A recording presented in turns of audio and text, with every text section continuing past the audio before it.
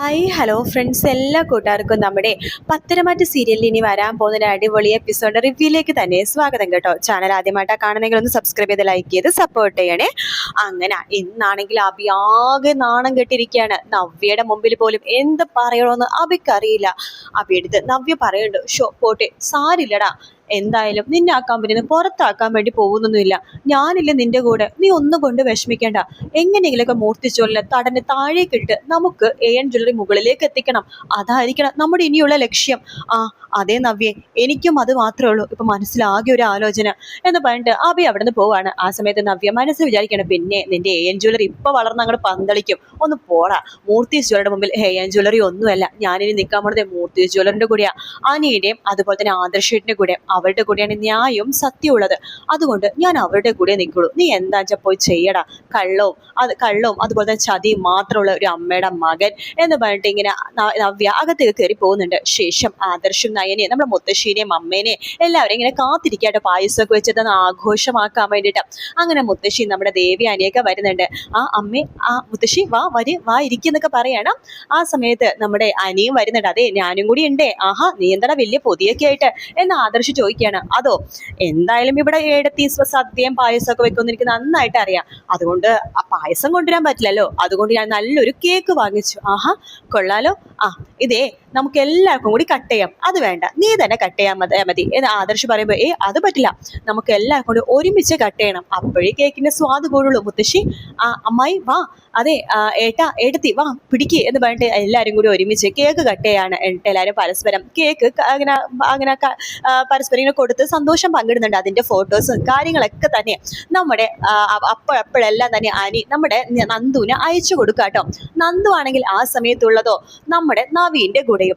അങ്ങനെ നന്ദുക്ക് ഭയങ്കര സന്തോഷമാണ്. നന്ദു ആ ഫോട്ടോസൊക്കെ നോക്കിയിട്ട് നമ്മുടെ നവീന്റെ അടുത്താണെങ്കിൽ ഭയങ്കര സന്തോഷത്തിൽ പറയാണ്, ഇത് കണ്ടില്ലേ, അവൻ സന്തോഷം പങ്കുവയ്ക്കുകയാണ്. കള്ളൻ എന്നെ വിളിച്ചില്ല, നിനക്ക് സ്പെഷ്യലായിട്ട് ട്രീറ്റ് തരാനായിട്ടായിരിക്കും എന്ന് നവീൻ പറയുമ്പോഴേക്കും, അതെ, എനിക്ക് ചിലപ്പോൾ സ്പെഷ്യലായിട്ട് ട്രീറ്റ് തരാനായിരിക്കും അല്ലേടാ.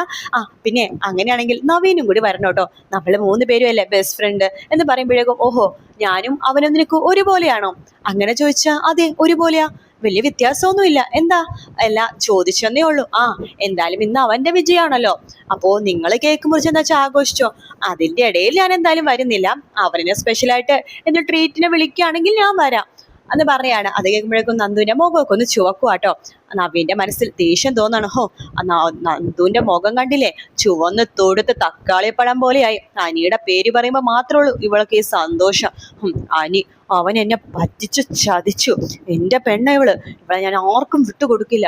അതേത് കൂട്ടുകാരനാണെങ്കിലും സ്വന്തം അമ്മയാണെങ്കിലും അച്ഛനാണെങ്കിലും ആരെതിർത്താലും ഇവളുടെ കഴുത്തിൽ താലി കെട്ടുന്നുണ്ടെങ്കിൽ അത് ഞാൻ മാത്രമായിരിക്കും. അല്ലെങ്കിലും എനിക്ക് എന്താ അർഹതയുള്ളത് ഇവളെ ആഗ്രഹിക്കാനായിട്ട്? അവൾ അനാമികയുടെ കൂടെ ജീവിച്ചോ എന്തോ, അതൊക്കെ സെക്കൻഡറി തിങ്സ്. അവന്റെ കല്യാണം കഴിഞ്ഞതല്ലേ, നിയമപരമായിട്ട് ബന്ധം വേർപെടുത്തിയിട്ടുമില്ല. ബന്ധം വേർപെടുത്താൻ ഞാൻ സമ്മതിക്കത്തുമില്ല.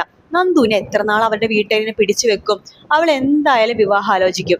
ആ സമയത്ത് താൻ പോണം. എന്നിട്ട് നന്ദുവിന്റെ മനസ്സ് വീട്ടുകാരി മാറ്റും. ശേഷം തൻ്റെ അമ്മയുടെ മനസ്സ് താനും മാറ്റണം. എന്നിട്ട് നന്ദുവിനെ തന്നെ വിവാഹം കഴിക്കണം എന്ന് തീരുമാനിച്ചുകൊണ്ട് നവീൻ ഇങ്ങനെ ആലോചിക്കുകയാണ്. നന്ദു ചോദിക്കണ്ടല്ല, നവീൻ എന്താ ആലോചിച്ചുകൊണ്ടിരിക്കുന്നത്? ഒന്നുമില്ല, ഞാനോരോ അനിയുടെ കാര്യങ്ങളൊക്കെ ആലോചിക്കുകയായിരുന്നു. ഇന്നത്തെ അവന്റെ വിജയം, അത് വിശ്വസിക്കാൻ പറ്റുന്നില്ല. പക്ഷെ എനിക്ക് തോന്നണേ, ഈ AN ജ്വല്ലറിയിലെ അവിടെ ആരൊക്കെയോ ഒറ്റുകാരി ഉണ്ടെന്നാ എനിക്ക് തോന്നുന്നത്. അല്ലെങ്കിൽ അവിടുത്തെ കാര്യങ്ങൾ കറക്റ്റായിട്ട് അനി എങ്ങനെയാ അറിയണത്? അത് അനിയല്ലല്ലോ അറിയണത്, ആദർശേട്ടനും നയനേച്ചിയല്ലേ അറിയണത്. അതെന്നാ ഞാൻ ഉദ്ദേശിച്ചത്. തന്നെ ആദർശേട്ടനും നയനേച്ചും ഇങ്ങനെ കറക്റ്റായിട്ട് അവിടുത്തെ കാര്യങ്ങളൊക്കെ അറിയണമെന്നുണ്ടെങ്കിൽ അവിടെ ആരോ ഒരാൾ രഹസ്യങ്ങൾ പാസ് ചെയ്യാനില്ലേ? അതൊന്നും എനിക്കതിനെ കുറിച്ചൊന്നും കൂടുതലൊന്നും അറിയില്ല. അത് ചുമ്മാ. നന്ദുക്ക് നന്നായിട്ട് അറിയാം. അതിനെക്കുറിച്ചൊന്നും ഞാൻ ഇടപെടാറില്ല. അവരുടെ ബിസിനസ്സായി കാര്യങ്ങളായി അവരെന്റെ ജോലിക്കാര്യങ്ങളിലൊന്നും ഇടപെടാറില്ലല്ലോ. അതുകൊണ്ട് അവരുടെ ബിസിനസ് കാര്യങ്ങളിൽ ഞാനും ഇടപെടാറില്ല. പിന്നെ എന്തെങ്കിലും സഹായം ചോദിക്കുമ്പോൾ ചെയ്തു കൊടുക്കണമെന്നേ ഉള്ളൂ. ശരിക്കും പറഞ്ഞാൽ ഈ AN ജ്വല്ലറി അബി എന്തിനാ കൊണ്ടേ ഇരുത്തിയേക്കണത്? അല്ല, ഈ കഴിഞ്ഞ ദിവസം ഒരു മീറ്റും കാര്യങ്ങളൊക്കെ ഉണ്ടായല്ലോ, അതിനെ മാനേജേഴ്സ് മാത്രമാണ് പങ്കെടുക്കണത്. പക്ഷെ അബീനെയും കൊണ്ടുപോയി വെറും ഒരു സ്റ്റാഫായിട്ടുള്ള അബിക്ക് അവർ വല്ലാതെ ഇമ്പോർട്ടൻസ് കൊടുക്കുന്നുണ്ട് അല്ലേ? അതെ, അതിനുള്ളിൽ എന്തോ രഹസ്യമുണ്ട്. ആദർശേട്ടനോട് പറഞ്ഞിരിക്കുക അതിനുള്ളിൽ രഹസ്യം കണ്ടുപിടിക്കണമെന്ന്. അത് കണ്ടുപിടിക്കാൻ താൻ മിടുക്കിയാണല്ലോ. പറഞ്ഞു തീർന്നില്ല, അനി വിളിക്കുന്നുണ്ട്. ഫോട്ടോസൊക്കെ കണ്ടോന്ന് ചോദിക്കാനായിരിക്കും. ഒരു സെക്കൻഡ്. ഹലോ അനി, ഫോട്ടോസൊക്കെ കണ്ടിടാ. സന്തോഷായി. എനിക്ക് ട്രീറ്റ് ഒന്നും ഇല്ലേ? അതെയോ? കൂടെ നവീനുണ്ട്. ഓക്കെ, ശരി, ആയിക്കോട്ടെ. ശരി, നീ ഫോൺ വെച്ചോ. ഇനി അവർക്കാർക്കും സംശയം തോന്നണ്ട എന്ന് പറഞ്ഞിട്ട് നന്ദു ഫോൺ വെക്കാണ്. നവീൻ ചോദിക്കണ്ടേ, എന്താ നന്ദു അവൻ പറയണത്? ഒന്നുമില്ല, ട്രീറ്റ് തരാന്ന് പറയായിരുന്നു. എന്നാ ശരി, ഞാൻ പോയിക്കോട്ടെ, കുറച്ച് പണിയുണ്ട്. ശരി എന്നാ എന്ന് പറഞ്ഞിട്ട് നവീൻ അവിടെ നിറങ്ങാണ്. ശേഷം മനസ്സിൽ വിചാരിക്കാണ്, അവൻ ട്രീറ്റ് കൊടുക്കാൻ പോകുന്നു. ഇന്ന് ഇവൾക്ക് ഇല്ല, ഞാൻ സമ്മതിക്കില്ല. എന്റെ പെണ്ണിന്റെ വായില് കേക്ക് വെക്കാൻ ഞാൻ സമ്മതിക്കില്ല അവന്. അതെങ്ങനെയെങ്കിലും തടഞ്ഞേ പറ്റൂ. പക്ഷെ അത് മാത്രല്ല, മാക്സിമം നന്ദു അനിയും തമ്മിൽ അടുക്കുന്ന എല്ലാ സാഹചര്യവും കുളമാക്കിയേ പറ്റും. എടാ നന്ദു എന്റെ ആടാ. എടാ അനി, നീ ഇത് അത്യാഗ്രഹം ആടാ. അനാമികനെയും കെട്ടിപ്പിടിച്ച് കിടന്ന് ഉറങ്ങിക്കൂടാ നിനക്ക്. അവളുടെ കൂടെ അഡ്ജസ്റ്റ് ചെയ്ത് നിനക്ക് ജീവിച്ചൂടാ. അവൾക്ക് കുറച്ച് പണം, പൊന്നിനും കുറച്ച് ആർത്തി ഉണ്ടെന്നല്ലേ ഉള്ളൂ. പെണ്ണല്ലേടാ, പിന്നെ നിനക്ക് എന്തിനാടാ? അല്ലെങ്കിൽ ഈ ലോകത്ത് വേറെ എന്തോരം പെണ്ണുങ്ങളുണ്ട്. നന്ദുനെ തന്നെ നിനക്ക് വേണോ? ആ വീട്ടിൽ 2 ചേച്ചിമാരെ കെട്ടിക്കൊണ്ട് വന്നല്ലോ അവളുടെ. ഇനിയിപ്പോ അവളെയും കൂടി കെട്ടിക്കൊണ്ടാത്തൊരു കുറവേ ഉള്ളവന് എന്നൊക്കെ പറയാൻ പുച്ഛത്തോടെ നമ്മുടെ നവീൻ വീട്ടിലേക്ക് പോവാട്ടോ. വീട്ടിലേക്ക് പോയ നവീൻ്റെ അടുത്ത് അമ്മ ചോദിക്കുന്നുണ്ട്, എടാ ഇന്ന് നല്ലൊരു ആലോചന വന്നിട്ടുണ്ട്. നാളെ നമുക്ക് അവിടെ നിന്ന് പെണ്ണ് കാണാൻ പോയാലോ? ഈ അമ്മയുടെ ഒരു കാര്യം ഞാൻ പറഞ്ഞതല്ലേ, ഞാൻ കെട്ടുന്നുണ്ടെങ്കിൽ ആ നന്ദുവിനെ മാത്രമേ വിവാഹം കഴിക്കുള്ളൂ. അവൻ്റെ ഒരു നന്ദു. എടാ, ആണുങ്ങളുടെ തൻ്റെടോ സ്വഭാവോ ആ ഒരു ഫീച്ചേഴ്സ് ഒക്കെ ഉള്ള പെണ്ണിനെ എനിക്ക് ഇഷ്ടമല്ല. അമ്മക്ക് പിന്നെ കുലസ്ത്രീകളെയാണല്ലോ ഇഷ്ടം. അമ്മ ഇത് ചിന്താഗതി മാറി ചിന്തിക്കേ. അവള് നല്ലൊരു പെൺകുട്ടിയാണ്. അമ്മ അത് മനസ്സിലാക്കുക. അമ്മ സമ്മതിച്ചാലും ഇല്ലെങ്കിലും ഞാൻ അവളെ തന്നെ വിവാഹം കഴിക്കുള്ളൂ. മോനെ, നിന്റെ സ്വഭാവത്തിലൊക്കെ നല്ല മാറ്റമുണ്ട്. മുമ്പ് നീ ഇങ്ങനെ അല്ലായിരുന്നു. അതെ, മുമ്പ് അമ്മ ഇങ്ങനെ അല്ലായിരുന്നു. എന്റെ ആഗ്രഹങ്ങൾക്കൊപ്പം നിൽക്കുമായിരുന്നു. ഇപ്പൊ എന്റെ ജീവിതത്തിൽ ഇമ്പോർട്ടന്റ് ആയിട്ടുള്ള ഒരു കാര്യം വന്നപ്പോ അമ്മക്കത് ചെയ്തുതരാൻ വയ്യ. വേണ്ട, എനിക്ക് ആരെയും വേണ്ട എന്നൊക്കെ പറഞ്ഞിട്ട് നവീൻ അവിടുന്ന് പോവാണ്.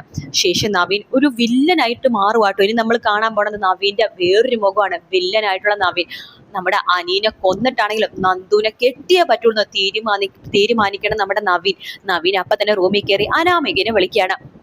ഹലോ അനാമികെ. പറ വക്കീലേ. അതെ, എനിക്ക് ഒരു കാര്യം പറയാനുണ്ട്. എന്താ? എന്തൊക്കെ സംഭവിച്ചാലും അനിയുടെ ജീവിതത്തിൽ നിന്ന് അനാമിക പോവരുത്. ഇന്നത്തെ സംഭവം അറിയാലോ. മൂർത്തി ജ്വല്ലറി വീണ്ടും ഗ്രാഫ് ഉയർന്നിരിക്കുക. അവർക്ക് കോടികൾ ഇങ്ങനെ വീണ്ടും ഡെപ്പോസിറ്റ് ആയിക്കൊണ്ടിരിക്കുക. സെക്കൻഡ് ലക്ഷങ്ങളുടെ ഡീൽ അവർ നടന്നുകൊണ്ടിരിക്കണം മൂർത്തി ജ്വല്ലറിയില്. അതൊക്കെ അനാമികക്കും കൂടി അവകാശപ്പെട്ടതാണ്. അതുകൊണ്ട് അനിയനെ ഇനി ഒരിക്കലും ഉപേക്ഷിക്കരുത്. അവനിപ്പോ ആരാണെന്ന് അറിയാലോ? MD കസേരയിലിരിക്കണത്. അവന്റെ മാസ വരുമാനം എത്രയെന്ന് അറിയാവോ? അതൊക്കെ അനാമികക്ക് അവകാശപ്പെട്ടതാണ്. അതുകൊണ്ട് അനാമിക എന്തൊക്കെ സംഭവിച്ചാലും അവനെ വിട്ടുപോകരുത്. ഇല്ല വക്കീലെ, ഒരിക്കലുമില്ല. ഞാനത് തീരുമാനിച്ചു കഴിഞ്ഞു. അവനൊരു ജീവിതം ഉണ്ടെങ്കിൽ അത് എൻ്റെ കൂടെ മാത്രമായിരിക്കും. ഇങ്ങനെ കേസ് ഇങ്ങനെ തുടർന്ന് പോട്ടെ. എന്തായാലും മനുഷ്യരല്ലേ. ഒരു സമയത്ത് വയസ്സായി മരിക്കുന്നതിന് മുമ്പെങ്കിലും സ്വത്തുക്കൾ തന്റെ ഭാര്യയുടെ പേരിൽ എഴുതി വെക്കുമല്ലോ. അന്ന് മതി. അവൻ മരിച്ചിട്ടാണെങ്കിലും അവന്റെ പേരിലുള്ള സ്വത്തുക്കൾ എനിക്ക് വേണം. അതാണ് അനാമികെ.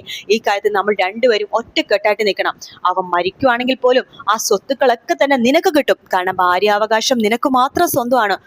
തീർച്ചയായിട്ടും അവനെ കൊന്നിട്ടാണെങ്കിലും ആ അവകാശത്തിന്റെ പേരിൽ സ്വത്തുക്കൾ എനിക്ക് വേണം എന്ന് അനാമിക പറയാണ്. പക്ഷെ നവീൻ വിചാരിക്കണതോ എങ്ങനെയെങ്കിലും നമ്മുടെ അനി മരിച്ചിട്ട് ആ നന്ദുവിനെ സ്വന്തമാക്കണം എന്നുള്ള വിചാരം. അങ്ങനെ 2 ദുഷ്ടന്മാരും കൈകോർത്ത് ഒന്നിക്കുന്ന ഭാഗമാണ് നമ്മളിനി കാണാൻ വേണ്ടി പോകുന്നത് കേട്ടോ.